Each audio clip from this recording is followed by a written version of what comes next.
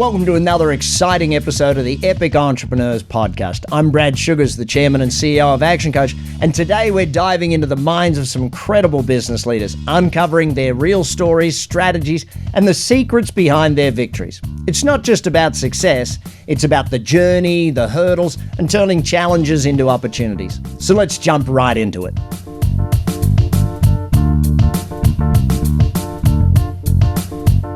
So, Brad, you've done a lot of things in your life. You've got a lot of things going on. What is your definition of an entrepreneur?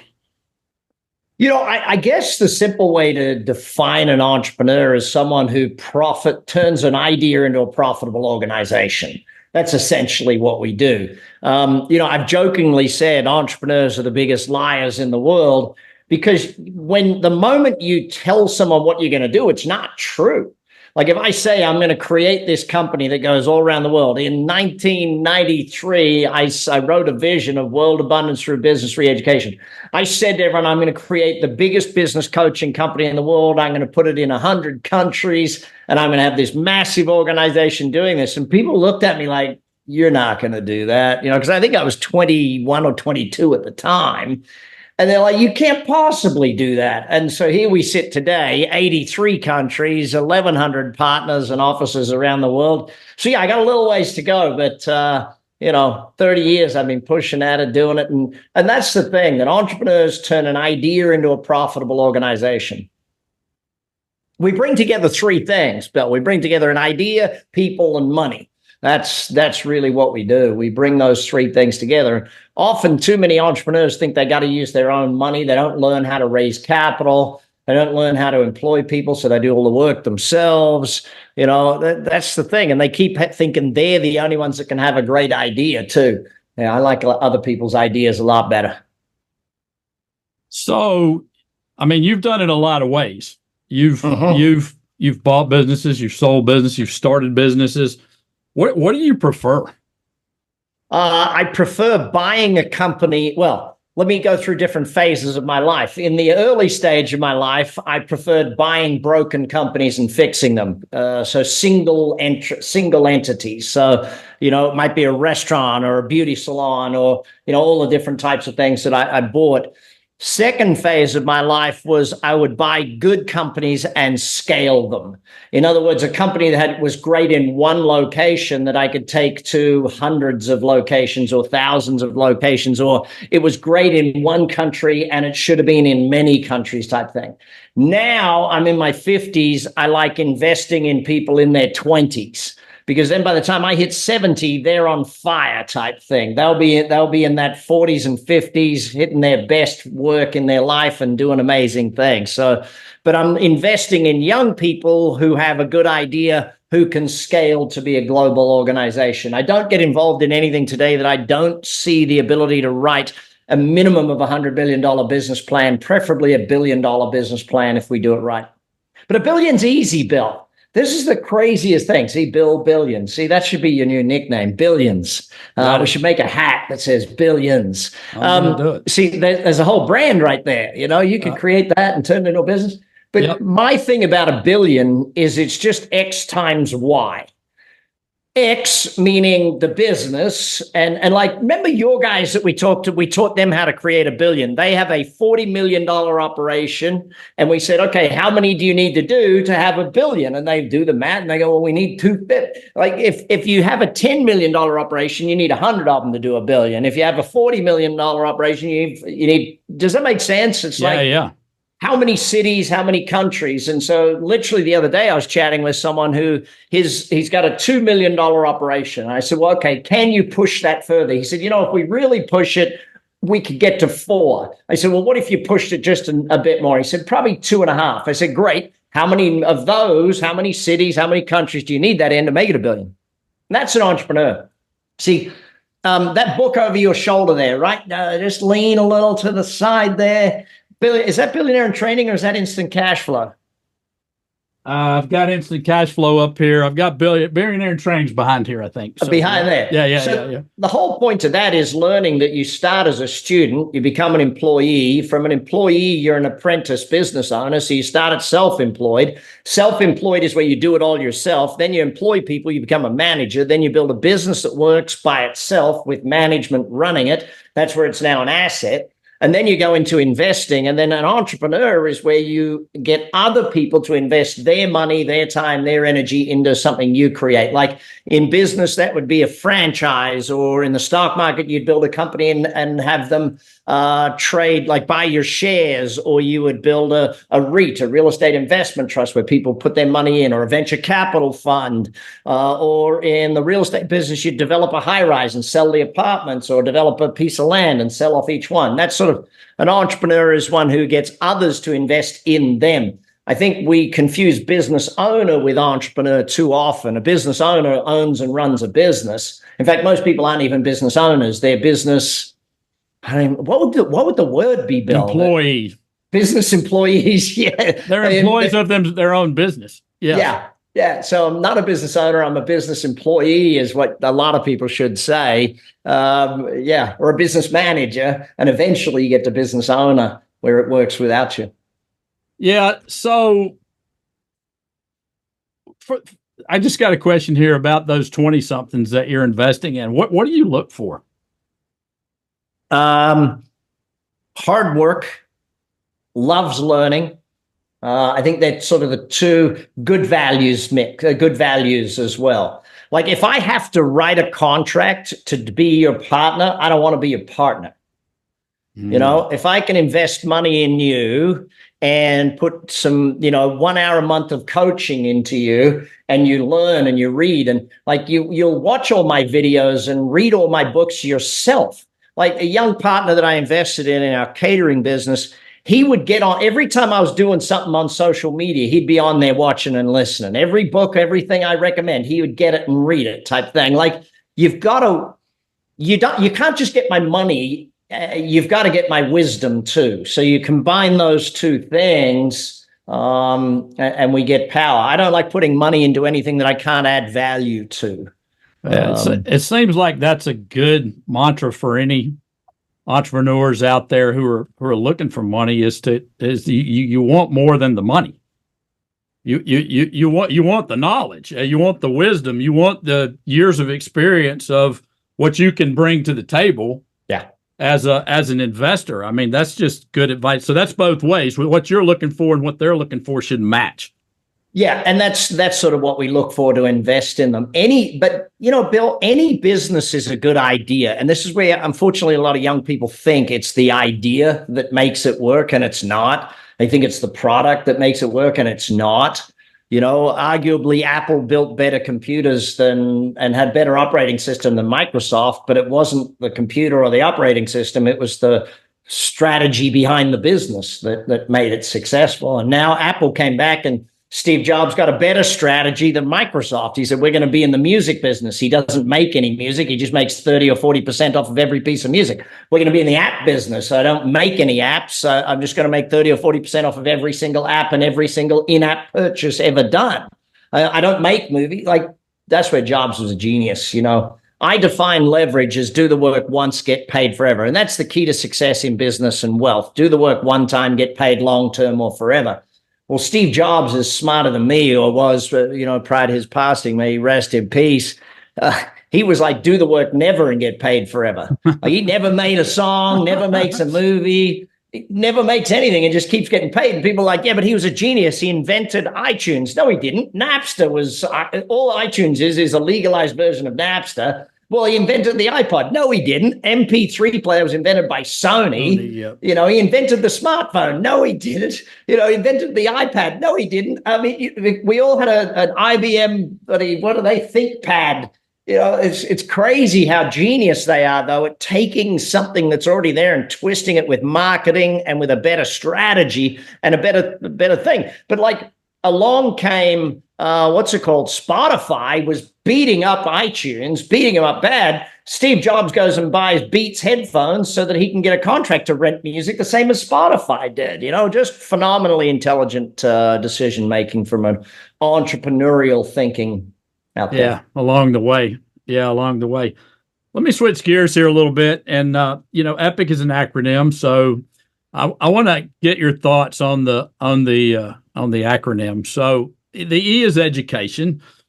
You're obviously big on education and that. What are your quick thoughts on education and the importance of that to whatever, growing a business, entrepreneurship along the way?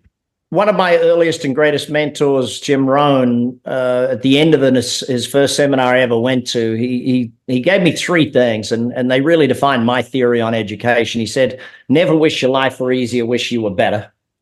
And too many people wish that marketing was easier. No, just get better at marketing. Or, business is never going to get easier. You've got to get better at business. Life's never going to get easier. You got to get better at life. Second thing he said is work harder on yourself than you do on your job. So keep studying, keep learning, mentors, groups, seminars, events, podcasts, you name it. And the third thing he said very simply, when I ran down to him at the end of the event and said, please sign my notes, I said, he said to me, son, it's very simple. If you want to be successful, read a book a week for the rest of your life. You can't out-earn your learning. It's no more complex than that, Bill. I love it. Can't out-earn your learning. Great. Planning. P is planning. What are your thoughts on planning? You can overplan, but you can't overplan by much. But you can underplan. I love that. Can't overplan by much. Yeah. The most important plan, though, Bill, is the one that least the people do the least. They do this long-term planning, but no one does daily planning. You know that I've been a proponent of every single day, at the end of the day, write a plan for what you got to do tomorrow. Yep. 5:30 every day. Yep. The frog sheet. Yep, what's the frog? And the most important thing got to be done first. So whatever's the most important must be done first. The daily plan is the first thing you got to get great at. Then you got to get great at the weekly plan. Then get great at the 90-day plan. Then get great at annual. Then get great at 3 to 5 year. Simple as that. I love it. The I is inspiration. Mm-hmm. So where do you find inspiration? I'd like to flip it on its head for a second there, Bill, and say you shouldn't look for inspiration. You should be the inspiration. Who are you trying to inspire? Who are you wanting to inspire? And if you inspire others, you have to inspire yourself. You can't inspire others if you're not motivating yourself. You got to come for that internal. But here's the thing. People try and get inspired on subjects that they don't care about. If you don't give a shit about it, don't worry about it type thing. if remember Einstein's quote of, everyone's a genius at something, but if you judge a fish on how well it climbs a tree, you're wasting your time type thing. Yeah. And a lot of us think that, well, in school, I didn't do good at math. Who gives a shit if you were good at math in school, right? Maybe you're meant to be a musician type thing. Maybe you're meant to be an actor or something. It's not. Yeah, I think people get too worried about that, but be an inspiration to someone or a group. That's probably the biggest and most important thing around that. And sorry for the Australian accent there on a couple of those words. That's all right. No, that's good. That's great. That's a very good take on it, I think. And the C stands for commitment, which obviously takes in a lot of things. What give me your thoughts on committing and lack of committing and all of that. Yeah. A great Gove couplet that started with, until one is committed, there is doubt. There's a magic, and I don't know how the universe works in this way, Bill. There's probably some scientific explanation for it. All I know is that when I truly commit to something, the world shifts in my favor. Now, what kills commitment in most cases is one stupid 3-letter word, and it's the word called how. So you go on one of my podcasts, I interviewed Professor Alan Pease, and he said, how is the killer of most goals? See, someone says, well, I want to be a millionaire. And your mom or your friend says to you, well, how are you going to do that? How are you going to do that? How are you going to do that? And your brain doesn't know how. If you knew how, you would have already done it. The idea of setting the goal, and this is my formula of dream, goal, learn, plan, act. Once you have a dream, you got to turn it into a goal. Then once you got a goal, you got to do the learning. You don't set a goal to ask the question, how? You set a goal to ask the question, what do I need to learn to achieve that? If I set the goal of doubling my business, Bill, then my goal is then, okay, I got to go and learn. I got to get Coach Bill Gilliland teaching me, or any action coach, teach me how to double my business. Coach Bill has doubled hundreds of companies. He knows how to double businesses. I got to go and learn. You set the goal to learn. If I set a goal to run a marathon, I don't expect to run it that day. I expect to go on the internet and look up training programs and training schedules and maybe join a running club and work out diets and plan it. Do you know what I mean? Like, you got to do the study before the planning. And unfortunately, too many people think you can just achieve without doing the learning. But dream, goal, learn, then write the plan, and then you do it. So it's hard to commit, though, Bill, with a lack of knowledge. When we ask the question, how are you going to achieve that? People are like, I'm committed to my goal. Great. How are you going to do it? And they go, I don't know how I'm going to do it. Then you can't be committed until you've done the study. You got to go on a few dates with someone and go on a couple of trips with them before you commit to marrying them. Learn a little bit about it. I love that you just took commit and broke it down to the dreams, goals, learns, plans, acts. I love that. I think that I have never thought about it that way. A lot of people struggle with committing, and they won't even write their goals down, Bill, because they're scared. Like, if I write it down, it's a commitment. No, if you write your goal down, it's a commitment to go and learn about it. All you're doing when you write a goal is committing yourself to study, committing yourself to reading, committing yourself to learning. And that's where a lot of people go wrong. They just won't do the learning. The learning is the hardest work. If I set a new goal, I have to grow into that goal. And that's what my commitment is. My commitment is to growth. I remember at 16 setting a goal when I met Jim Rohn for the first time. I set a goal of retiring at 25. And I was told that it can't possibly happen. And technically, my friend's dad who told me that was correct. 16-year-old version of me could not achieve that. But what he didn't think about and what he didn't understand is I was willing to study, willing to learn, willing to grow, willing to do all those things so that I could become the person that would do that. That goes back to my other formula, be times do equals have. Decide what you want to have, work out what you need to do, and then become the person that will do that at the level that'll get you those goals, your behaviors, your beliefs. These are the B words in our lives. You're a human being, not a human doing. Work on who you are. That's why the word above epic there is be. It's beliefs, behaviors. That's the thing. Yeah, I love that. I love that. Shift gears once more. You're coming out to Asheville in August. And I believe we've settled on talking about management and versus leadership. And give us a little preview of your thoughts on that, and why people should come out, and I mean, there's firstly, a massive learning. People should come out just because I'm coming to hang out in Asheville. That's the reality. I have a beautiful town, great food. My kids go to summer camp just up the way. Yeah. But the thing about management and leadership, somewhere in the late 90s, leadership became the thing and management became a dirty word. And then in the 2000s, we saw lots of books on execution, because if you get rid of management, you fail at execution type thing. Management is the day-to-day, week-to-week, and it's a system. As you teach and as I teach, management is a systematic process of meetings and paperwork that keep people doing two things, okay? Management has two primary objectives. Number one is productivity. Number two is capability, okay? So can they do the job, and can they do it productively? And unfortunately, part of management is mentoring, coaching, teaching, educating people. And when you bring on a new team member, a lot of the times they've got to learn how to do it, or how to do it your way, or how to do it the way your company does it type thing. So you've got to invest that time building productive, capable human beings type thing. Leadership, on the other hand, is a bit more longer term. Leadership is more month to month, year to year type thing, quarter to quarter. And leadership is really about passion and focus.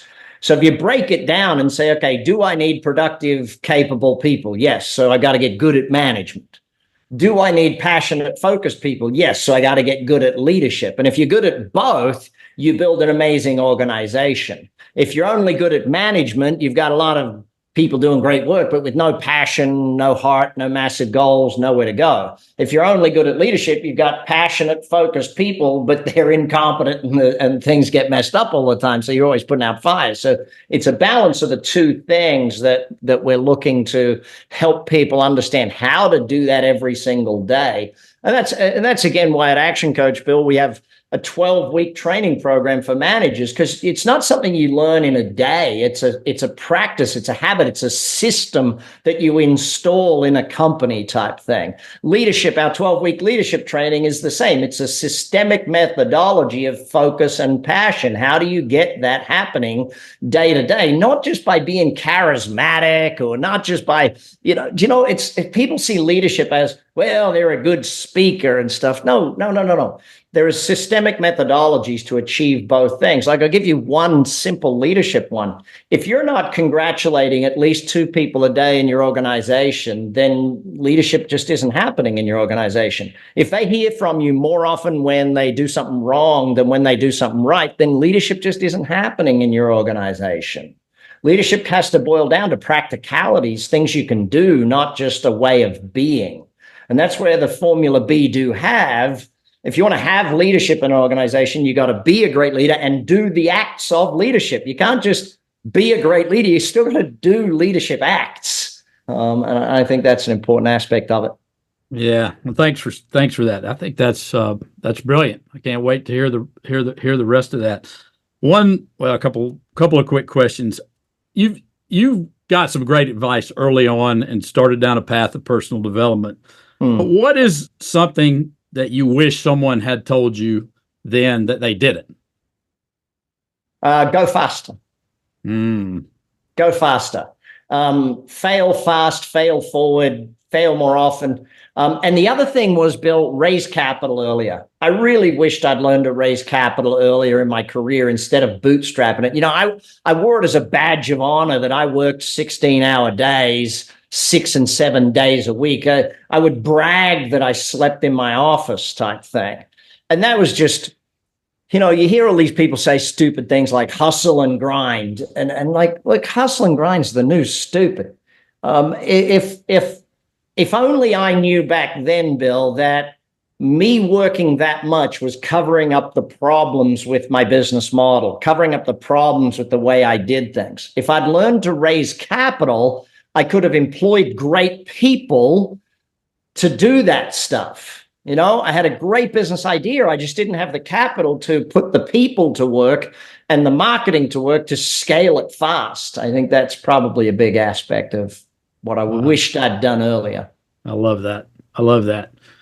So how can people connect with Brad Sugars and the Brad Sugars brand out there? Every single social platform, you'll find me on there, my YouTube channel, bradsugars.com, you name it, do it that way. But jump on Amazon, start with the books, I think, or jump on actioncoach.com and download all the free ebooks I have up there. Wherever it is that you get started, it's just start. And this is the biggest thing. Keep learning, keep coming back, keep reading, jump on my podcast, the Big Success Podcast. But ultimately, Bill, it really just comes down to continuous learning to grow into the person that will achieve your dreams and goals. When you become that person, everything else falls into place. You want to be an entrepreneur? Great. Study all the greatest entrepreneurs, learn from them, learn with them, and that's how you get there. Thanks, Brad. Thanks for being on. It's been a great having you. Really appreciate your time. And until next time, all the best. And that's a wrap for today's epic conversation here on Epic Entrepreneurs. Huge thanks to our amazing guest for their pouring their heart into sharing their journey. If you enjoyed this episode, hit that subscribe button, leave a review, share it, or hit that bell. But until next time, let's make sure you keep dreaming, take massive action, and stay epic.